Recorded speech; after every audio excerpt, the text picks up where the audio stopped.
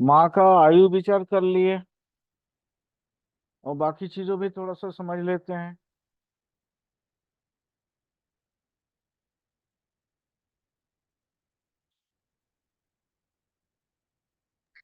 हाँ सर।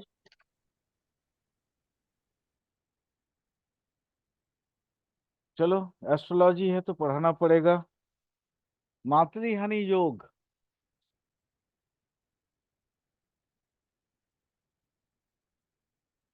या मातृवियोग योग।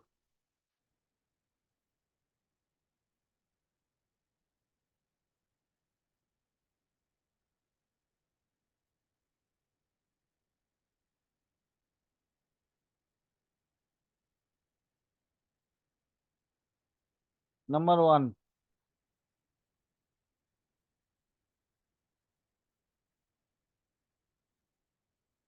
चतुर्थेश कमजोर होके छठे, आठवें या 12वें भाव में बैठ जाए।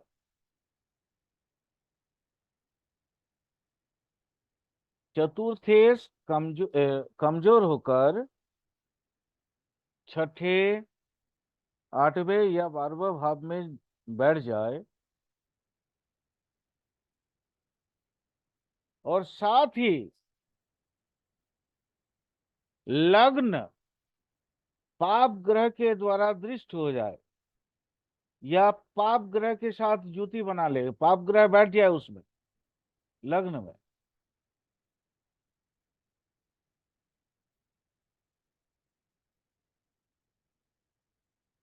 तो इनके दशांतर दशा में माता की मृत्यु होती है।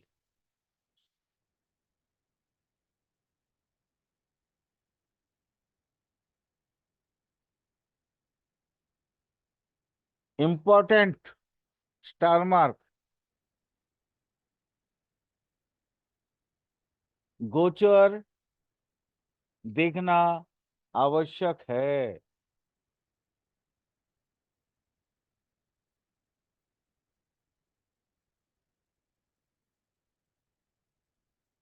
गोचर देखना आवश्यक है। 2 नंबर,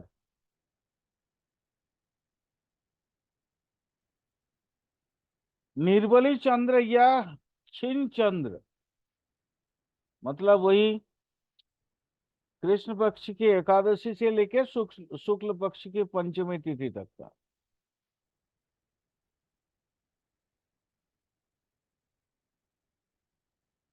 क्षीण चंद्र अगर पाप ग्रह के साथ युति बनाकर छठे, आठवें या 12वें भाव में बैठे,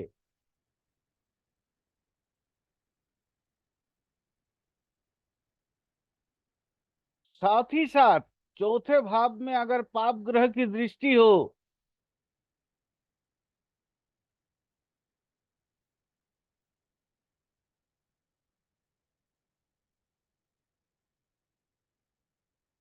तो भी मातृहानि होता है।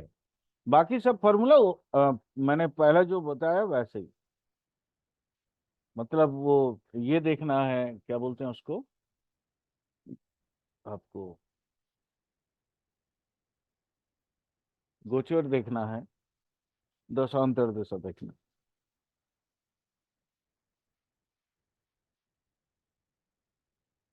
3 नंबर ले।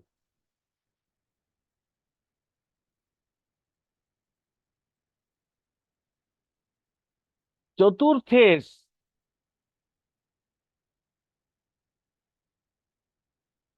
एवं चंद्र या शुक्र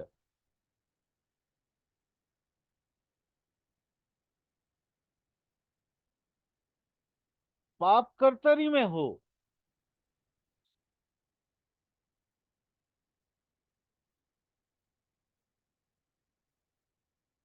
अथवा पाप पीड़ित हो,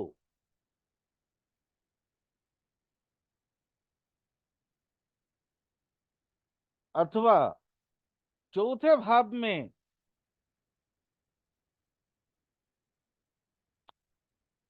पाप ग्रह की अवस्थान हो, या पाप ग्रह के द्वारा चौथे भाव दृष्ट हो तो जातक की मातृहानि होती।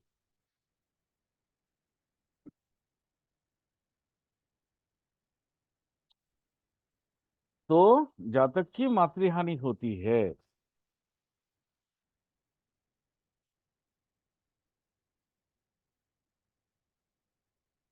4 नंबर,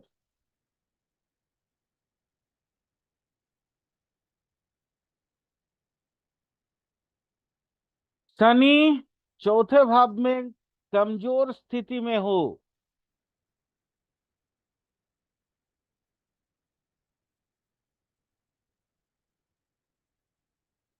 एवं चंद्र वो शुक्र पाप कर्तरी में हो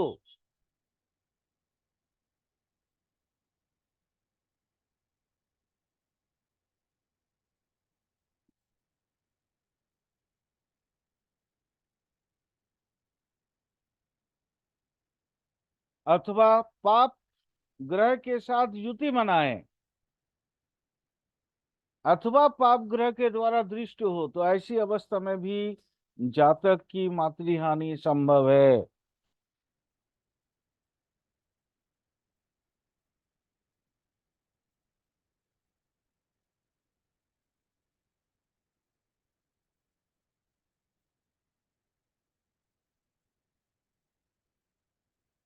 अगला सूत्र लिखो। लग्न में बृहस्पति हो यानी गुरु हो, लग्न में गुरु हो,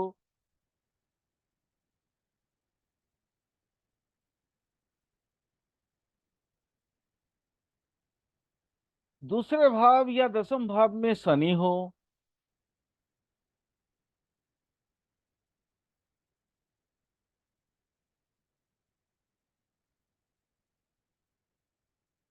और तीसरे भाव में राहु हो, तो जातक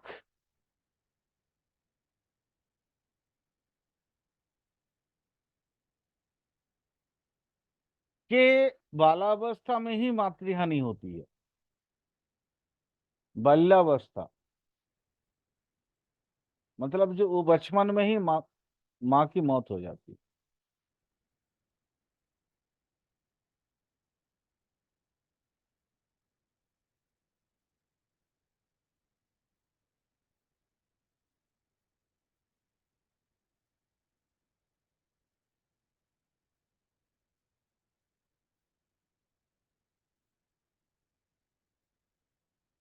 बाल्यावस्था मतलब आप तो वही 15-16 तक मान सकते हैं हम लोग, है ना, या 13-14, जो भी है, मतलब अंदाज बता रहे हैं हम। किशोर अवस्था, हाँ, नहीं नहीं 13-14, क्योंकि 15 से किशोर अवस्था शुरू हो जाता है।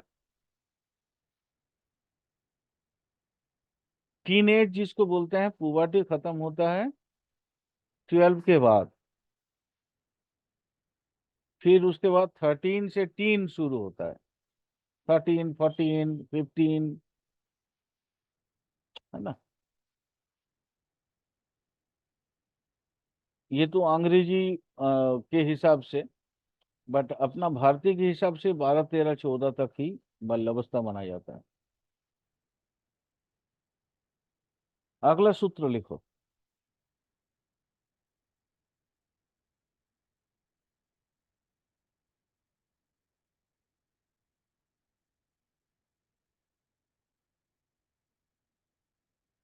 किसी भी जातक के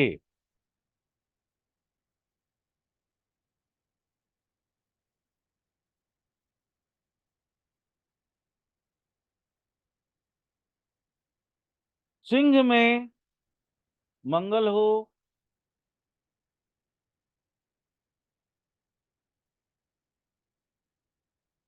तुला में शनि हो,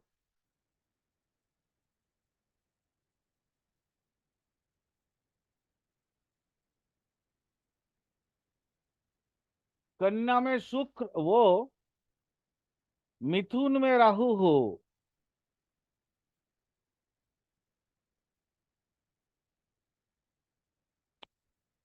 ऐसे जातक की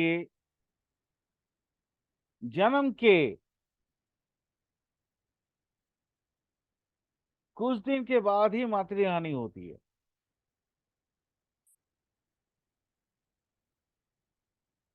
वही बाल्यावस्था।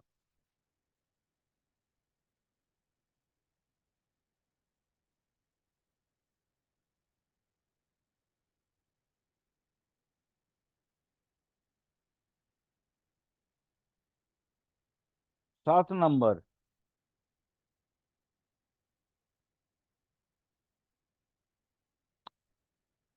सेकेंड हाउस और 12 हाउस में,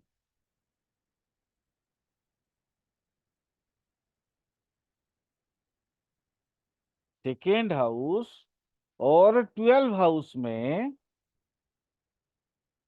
पाप ग्रह हो,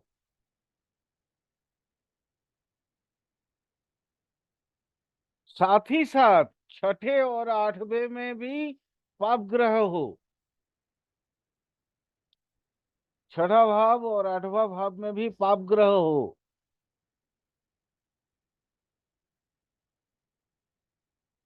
तो जातक की मातृहानि होती है।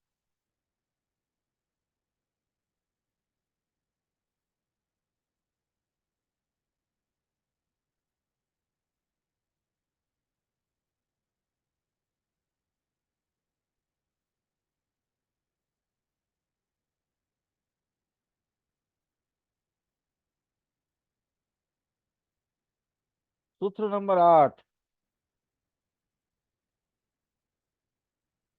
शनि और मंगल के बीच में चंद्रमा बैठ जाए,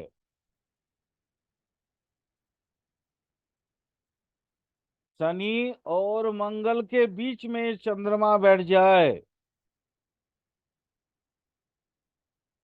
तो जातक की मातृहानि होती है।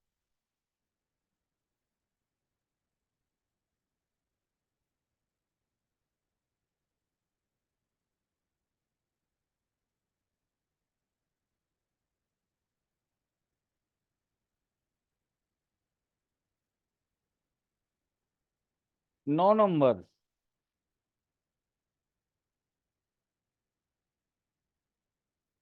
तृतीयेश के साथ चंद्रमा युति बनाकर,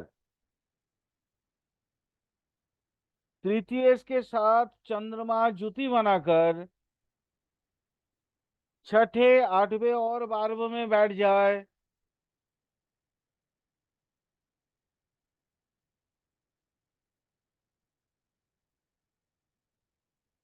तो भी मातृहानि होती है। टर्म्स एंड कंडीशन वही है, गोचर और वो दशा अंतर्दशा देखना आवश्यक है।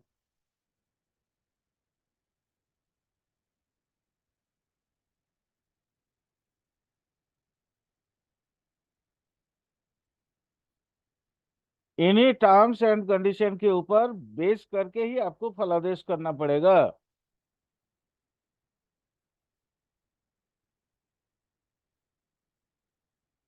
सर ने सूत्र बता दिया, मतलब वो सूत्र तो उसको जन्म से ही, जातक का जन्म से ही तैयार हो जाता है। मान लो जन्म के समय ही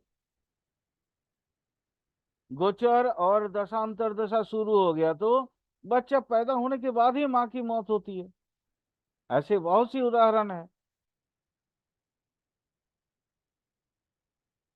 आप लोगों ने सुना होगा, फलाना का बच्चा हुआ, उसकी माँ मर गई।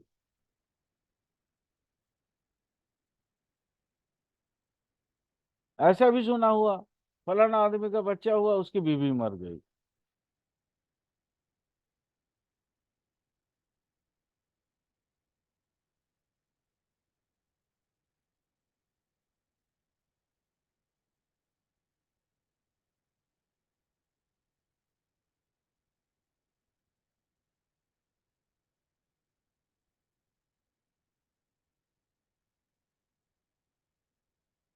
ऐसा एक कुंडली है मेरे पास,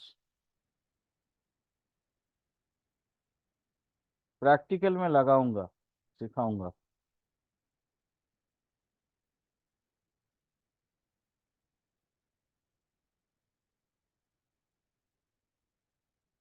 चलो एक और योग, स्पेसिफिक योग बताते हैं। पिता माता दोनों की हानि।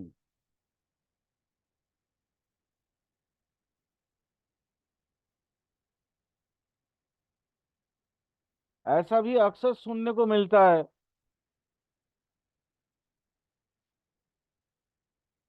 जैसे अभी कुछ दिन पहले, अभी 4 5 दिन 6 दिन पहले ही सुना मैंने। एक फैमिली जा रहे थे यहाँ से, उनके गाड़ी के एक्सीडेंट हो गए, सब मर गए, सिर्फ बच्चा बच गया। बहुत छोटा बच्चा है। माँ बाप दोनों गुजर गए। तो ये पितृ मातृ हानि योग।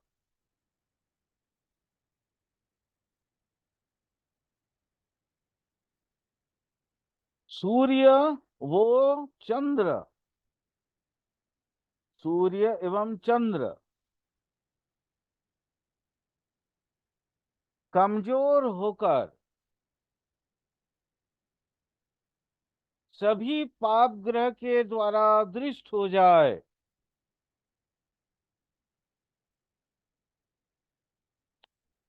और कोई भी शुभ ग्रह ऐसे सूर्य या चंद्रमा पे कोई दृष्टि ना दे,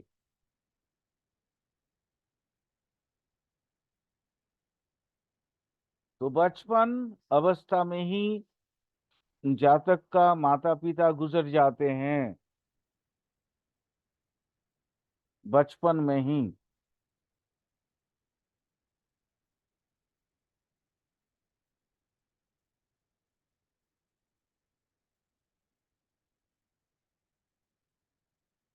एक माता की गुजरना का एक योग दिया था मैंने कि शनि और मंगल के बीच में अगर चंद्रमा हो जाए तो वैसा ही पिता की हानि भी वैसा ही होगा। तो शनि और मंगल के बीच में अगर सूर्य बैठ जाए, सूर्य चूंकि पिता का कारक ग्रह है और दोनों पाप कर्तरी में आ गए, तो इसलिए दिक्कत हो जाता है।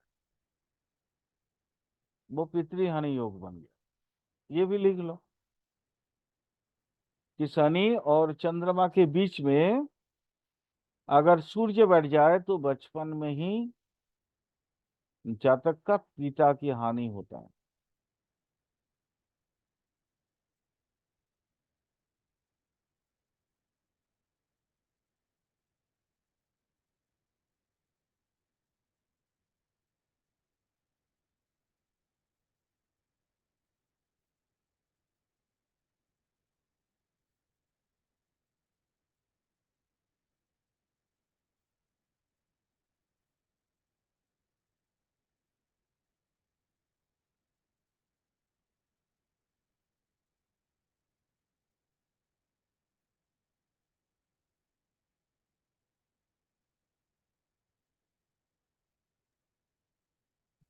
सर हम्म। लिखिए। नहीं, मैं ये सोच रहा था कि मतलब मातृ हानि का योग का एक्चुअल डेट वगैरह दूं या ना। हाँ एक सर बताइए। एक तो डेट दे देते हैं। लिखो, एक सूत्र कम से कम दे देते हैं। हम्म। सूर्य का डिग्री मिनट, राशि डिग्री मिनट, जिसको स्फूट बोलते हैं, सूर्य के राशि डिग्री मिनट से चंद्र का राशि डिग्री मिनट माइनस करने के बाद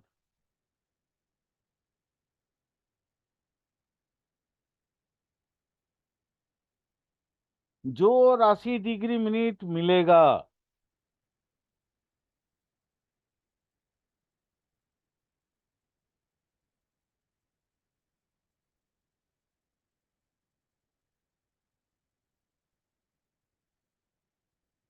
जो राशि डिग्री मिनट मिलेगा नंबर ए, उसमें जब शनि गोचर करेगा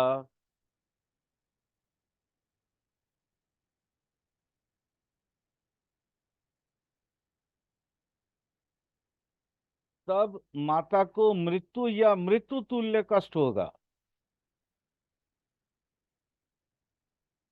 माने उस राशि डिग्री मिनट में जब शनि गोचर करेगा तो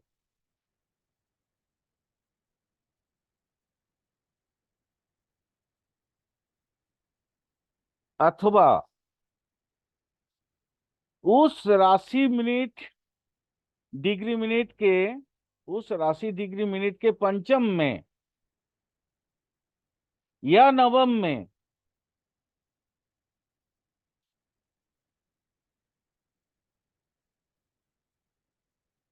गुरु अथवा शनि गोचर करेगा तब भी मां को मृत्यु या मृत्यु तुल्य कष्ट मिलेगा।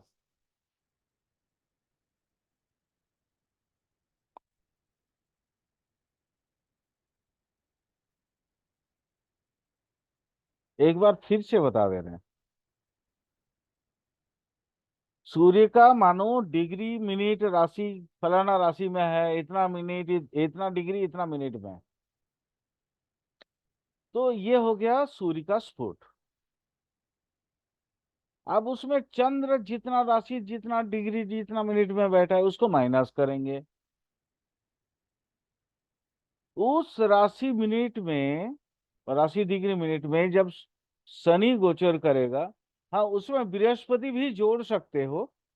बृहस्पति और शनि दोनों ही गड़बड़ करते हैं। जब गोचर करेगा तब प्रॉब्लम होगा, या उसके पंचम में और नवम में,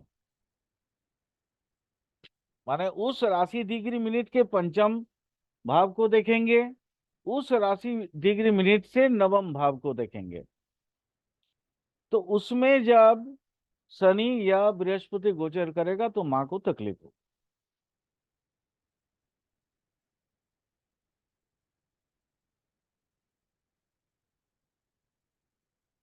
हाँ, स्टार मार्क देके थोड़ा लिख लो। उस राशि माने जितना वो सूर्य और चंद्रमा का माइनस करने से जितना राशि डिग्री मिनट निकला है, उस राशि डिग्री मिनट में जो ग्रह पड़ेगा उस ग्रह की दशा अंतर्दशा में भी वैसे ही होगा।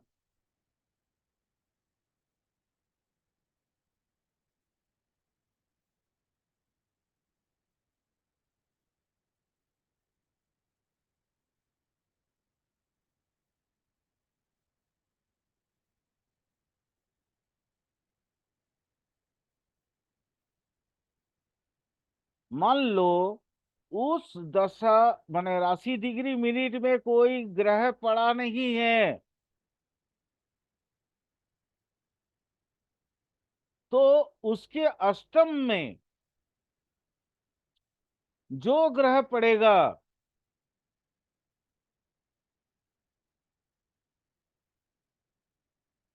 या उस राशि डिग्री मिनट में जो शत्रु ग्रह पड़ेगा उसकी दशा अंतर्दशा में भी सेम रिजल्ट आएगा।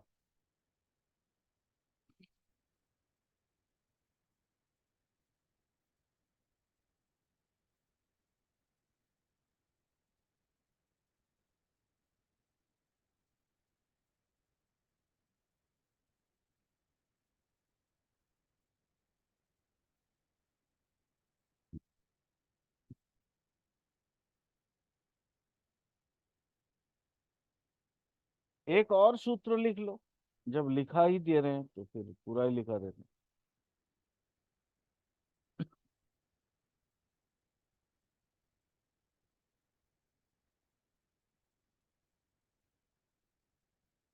चंद्र से अष्टम में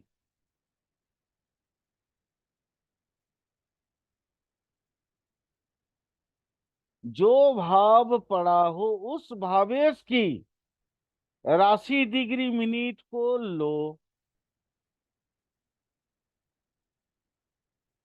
वहां से सूर्य का राशि डिग्री मिनट को माइनस करो,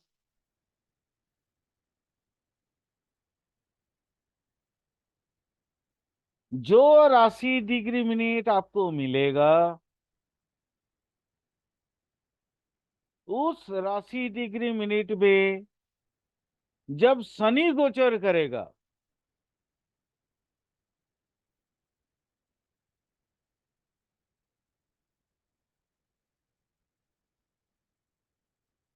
तब मातृहानि होगी।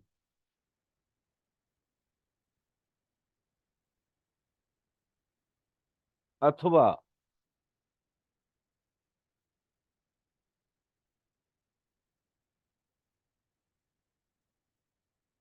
अथवा उस राशि जो माइनस करने के बाद जो मिला है हमें, माने चंद्रमा से अष्टम भावेश को लेंगे, अष्टम भावेश का टोटल राशि डिग्री मिनट देखेंगे, वहां से सूर्य का राशि डिग्री मिनट माइनस करेंगे, और उसके बाद जो राशि डिग्री मिनट मिलेगा उसके पंचम अथवा नवम राशि, नवम माने सॉरी राशि, राशि भी बोल सकते हो भाव भी बोल सकते हो,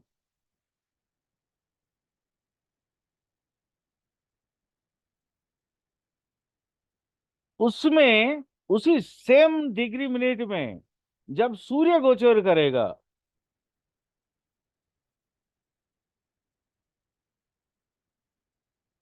तब भी मातृहानि हो सकती है।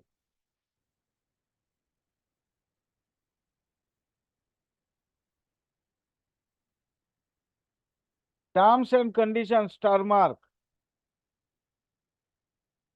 माता की आयुर्विचार आवश्यक है।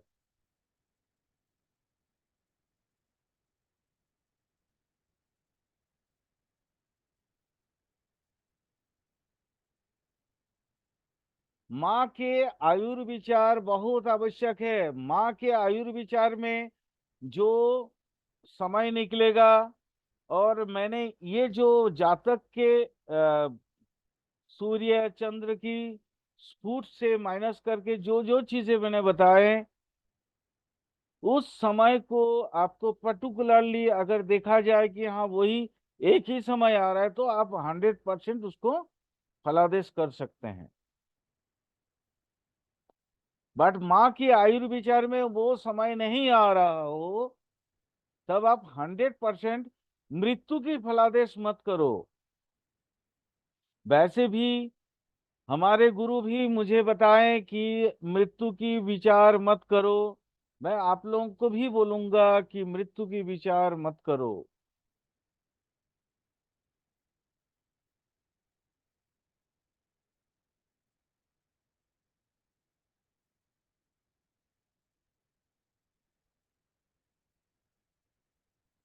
बट चूंकि पढ़ाना है, सूत्र बताना है, तो आप अपना नॉलेज तो रखो, ताकि आपको कहीं झुकना ना पड़ जाए। बट हम लोग जनरली ऐसे क्वेश्चन का सही जवाब कभी नहीं देते।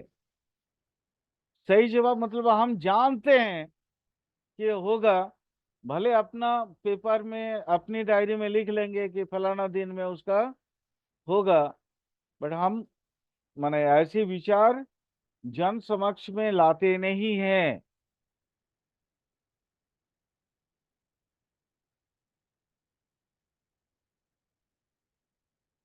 आप लोग भी मत लाना, क्योंकि हमारे हर एक गुरु यही बताए थे, तो आपके गुरु होने के नाते मैं भी बता रहा हूँ, मत बोला करो।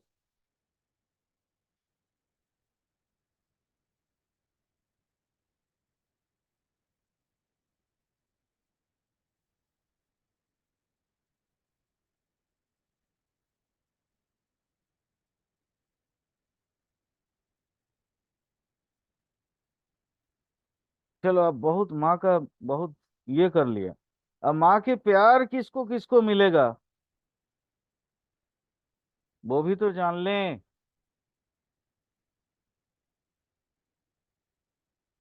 मातृ स्नेहा, 100 मिनट है, हो जाएगा।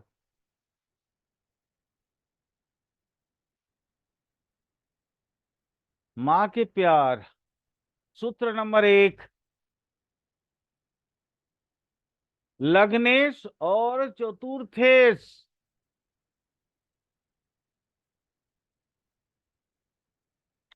लग्नेश और चतुर्थेश अगर एक दूसरे की मित्र हो,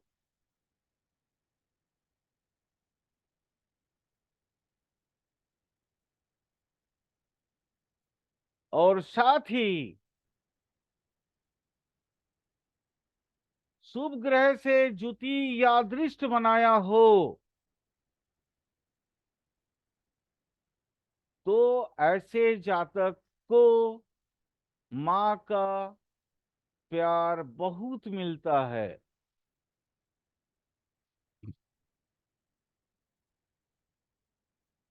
फिर से बता दे रहे हैं, लग्नेश और चतुर्थेश, ये हम जो मैत्री चक्र देखते हैं तो देखा गया कि एक दूसरे का मित्र स्थान में है, और साथ ही दोनों शुभ ग्रह के साथ ज्युति या दृष्टि हो गया हो, ज्युति बना के बैठा हो या शुभ ग्रह का दृष्टि उस पर पड़ा हो, तो ऐसे जातक को माँ का प्यार भरपूर मिलता है। वो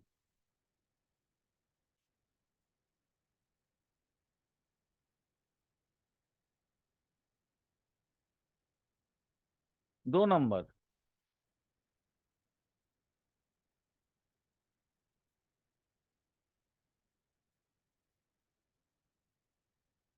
चतुर्थेश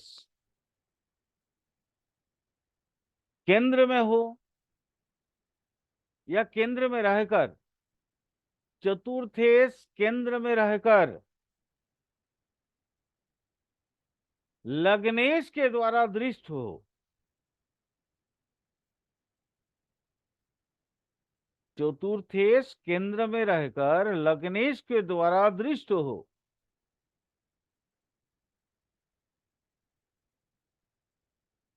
और साथ ही साथ शुभ ग्रह के साथ ज्युति या शुभ ग्रह के द्वारा दृष्ट हो, चतुर्थेश याद रखना, कौन दृष्ट होगा? चतुर्थेश।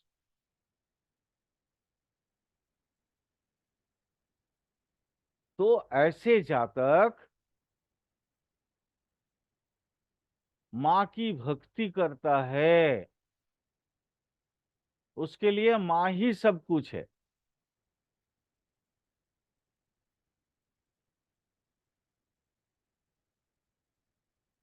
फिर से बता दे रहे हैं फॉर्मूला, चतुर्थेश केंद्र में होगा, लग्नेश उसको देखेगा, और साथ ही साथ चतुर्थेश को कोई शुभ ग्रह देखेगा या चतुर्थेश के साथ कोई शुभ ग्रह ज्युति बनाकर बैठेगा, तो वो जातक माने उसके दुनिया सिर्फ उसके माँ ही होती है।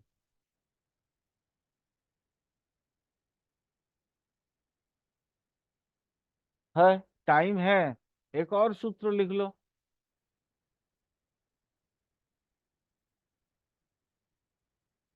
कोई भी शुभ ग्रह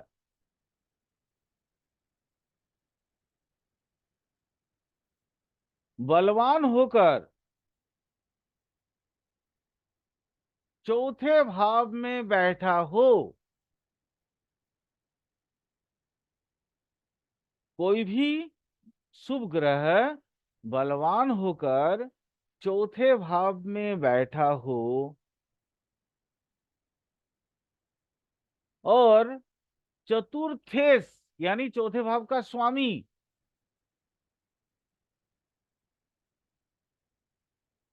पूर्ण चंद्र के साथ युति बनाए, या पूर्ण चंद्र के द्वारा दृष्ट हो, दृष्ट होकर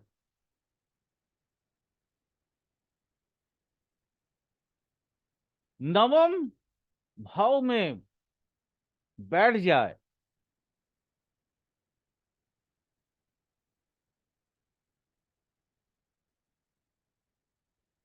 नवम भाव होता है पिता का भाव। तो ऐसे जातक ज्ञानी, गुणी, सुखी और मातृ माने माँ और बाप को, माँ और पिता को, माता पिता को देवता के रूप में पूजता है।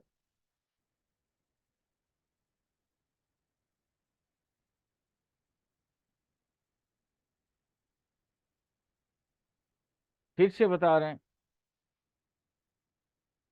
चौथे भाव में मान लो कोई शुभ ग्रह बैठा हो और वो शुभ ग्रह बलवान है, और चौथे का स्वामी ग्रह जो है वो पूर्ण चंद्र के द्वारा, पूर्ण चंद्र मतलब वही शुक्ल पक्ष की एकादशी से आपका कृष्ण पक्ष के पंचमी तिथि तक उसके द्वारा दृष्ट हो जाए या उसके साथ युति बनाकर बैठ जाए नवम भाव में, नवम भाव में, तो ऐसे जातक अपने पिता माता को देवता के रूप में पूजता है। जैसे गणेश जी अपने माता पिता के चारों ओर घूम के बोल दिए कि हम धरती घूम लिए, दुनिया घूम लिए, वैसा बंदा होगा वो। और ऐसे जातक पर